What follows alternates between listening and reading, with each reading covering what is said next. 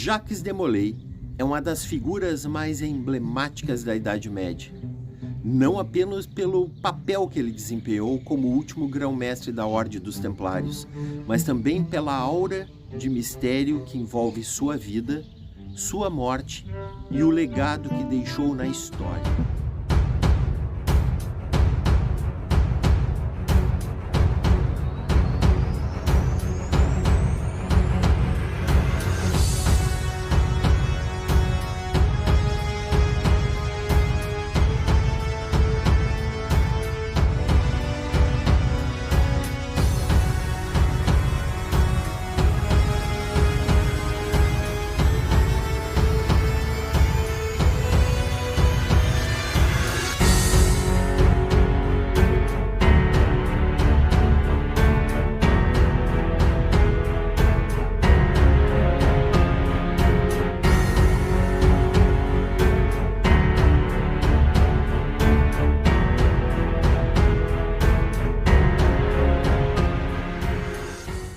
Na lenda e no imaginário esotérico.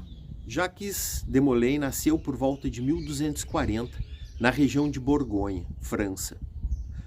Pouco se sabe de sua juventude, mas há registros de que ingressou na Ordem dos Pobres Cavaleiros de Cristo e do Templo de Salomão, chamados Templários, ainda muito jovem, provavelmente na Casa Templária de Beaune. A chamada Casa Templária de Beaune refere-se a capelas dos Templários de Beaune. Era uma capela do século XII, pertencente à Ordem dos Cavaleiros Templários na cidade de Beaune, em Borgonha, na França. Ele destacou-se como um cavaleiro disciplinado, devoto e de espírito guerreiro.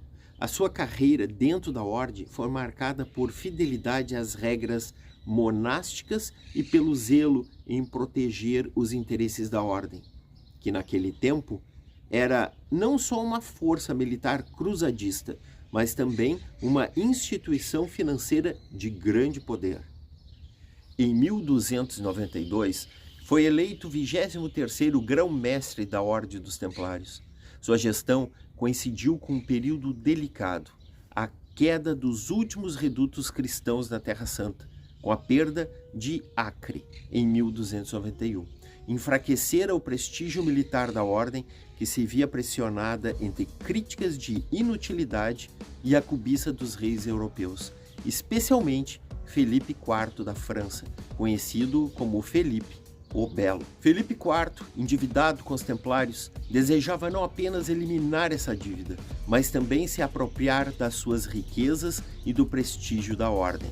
Para isso, alinhou-se ao Papa Clemente V, dando início a um dos episódios mais célebres da história medieval. Na sexta-feira, 13 de outubro de 1307, Jacques de Molay e centenas de templários foram presos em toda a França sobre acusações de heresia, idolatria e práticas obscuras, como a adoração de ídolos, blasfêmias e ritos secretos. Muitos foram torturados e forçados a confessar, mas Jacques de Molay, embora tenha cedido sob tortura em alguns momentos, posteriormente retraiu-se e negou todas as acusações, afirmando a pureza da Ordem. Esse episódio é considerado por muitos como a origem supersticiosa da má sorte associada à Sexta-feira 13. Após 7 anos de processos, em 18 de março de 1314, Jacques de Molay foi condenado à morte, em Paris, na Ile de la Cité. A Ile de la Cité significa a Ilha da Cidade. É uma das 2 ilhas naturais no rio Sena, no centro de Paris, e é considerado o berço histórico da capital francesa. Ao longo de séculos, a ilha se desenvolveu e hoje abriga alguns dos marcos mais importantes da cidade. Diante da Catedral de Notre-Dame, ele e Geoffrey de Charnoz, preceptor da Normandia. Ele foi preso em 1307 com os restantes templários na França. Em 1314, ele foi queimado na fogueira em Paris, juntamente com o grão-mestre Jacques de Molay, por acusações de heresia, e foram queimados vivos. Segundo as crônicas, no momento das chamas, Jacques de Molay manteve-se firme, rezando e proclamando a inocência dos templários. A tradição registra que antes de morrer, ele lançou a maldição. Ele lançou a maldição sobre o rei Felipe IV e o Papa Clemente V, convocando-os a comparecer diante de Deus em até 1 ano para prestar contas dos seus atos. Curiosamente, Clemente V morreu em abril de 1314, apenas um mês depois, e Felipe IV faleceu em novembro do mesmo ano, em circunstâncias vistas como trágicas e súbitas. Essa sequência reforçou a lenda de que a maldição de Molay teria se cumprido. Oficialmente, com a execução de Jacques Molay, a Ordem dos Templários foi extinta, por bula papal em 1312. Seus bens, na maioria, foram transferidos para a Ordem de Cristo em Portugal e para os hospitalários em outros territórios. Mas na memória coletiva, os templários sobreviveram. O heroísmo e a injustiça no processo contra Molay e seus colegas transformaram-no em símbolo de resistência contra a tirania e em mártir da fidelidade. Fatos curiosos. A origem da Sexta-feira 13. Sua prisão nesse dia é considerada a raiz do mito. Maldição dos capetos, sua suposta praga, teria marcado o fim da dinastia de Felipe IV em poucas gerações. Há narrativas de que alguns templários fugiram e levaram consigo segredos, tesouros e tradições, perpetuando a ordem em segredo. Embora historicamente não exista prova documental direta que conecte os templários à maçonaria, a tradição esotérica e simbólica estabeleceu paralelos. Na maçonaria, sobretudo, no rito escocês e no rito de York, há graus chamados de Cavaleiro Templário, que preservam o imaginário da ordem como uma guardiã de mistérios. Desde o século XVIII, escritores maçônicos passaram a se declarar herdeiros espirituais dos templários, vendo em Molay um mártir da liberdade e da fidelidade à palavra empenhada. Algumas ordens discretas, como a Ordem de Cristo em Portugal, são apontadas como continuação institucional dos templários, mantendo tradições, símbolos e até rotas marítimas que depois beneficiariam a expansão portuguesa. Na simbologia esotérica, Jacques de Molay é visto como um iniciado traído, um arquétipo de mestre sacrificado por poderes políticos muito semelhantes a figuras como Sócrates e até Cristo. A memória de Jacques de Molay ultrapassou os limites da história oficial. Ele é lembrado não apenas como o último grão-mestre dos Templários, mas como um símbolo de luta contra a corrupção do poder e da fidelidade a ideais superiores. Na maçonaria, em ordens iniciáticas, seu nome é invocado como símbolo de coragem, sacrifício e integridade, perpetuando o eco da chama que o consumiu em Paris naquela noite de 1314. Assim, Jacques de Molay, ainda que morto na fogueira, tornou-se imortal na lenda, um guardião invisível das tradições ocultas e do espírito templário que até hoje fascina o mundo.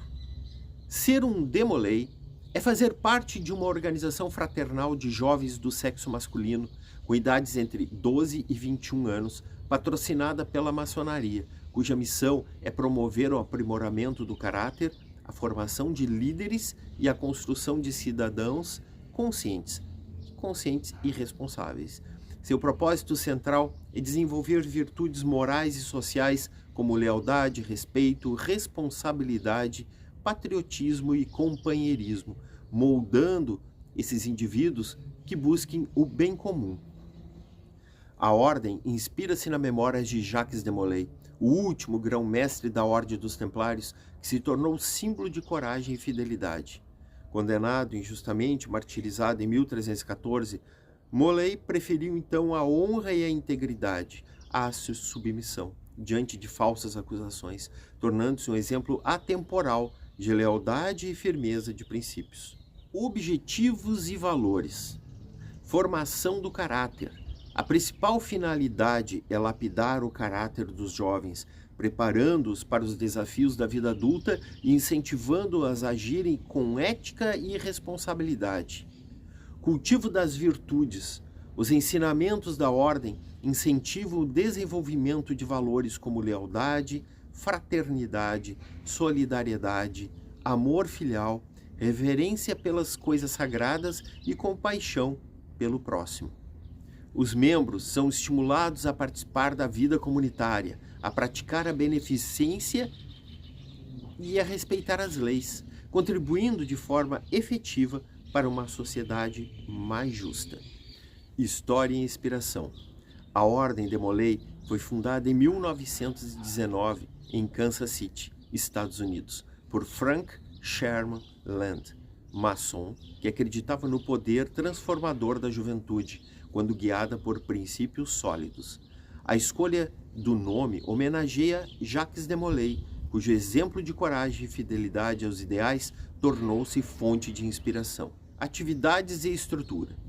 Nos capítulos locais, que são a base da organização, os jovens participam de atividades que estimulam tanto o crescimento pessoal quanto a cooperação em grupo. Entre elas, destacam-se práticas de liderança, como oratória, debates e procedimentos parlamentares, ações filantrópicas e beneficentes voltadas à comunidade, encontros sociais e culturais que fortalecem os laços de amizades e fraternidade. Em essência, ser de Molay é assumir o compromisso de se tornar um homem melhor a cada dia, guiado pelas virtudes que unem fraternidade, cidadania e responsabilidade.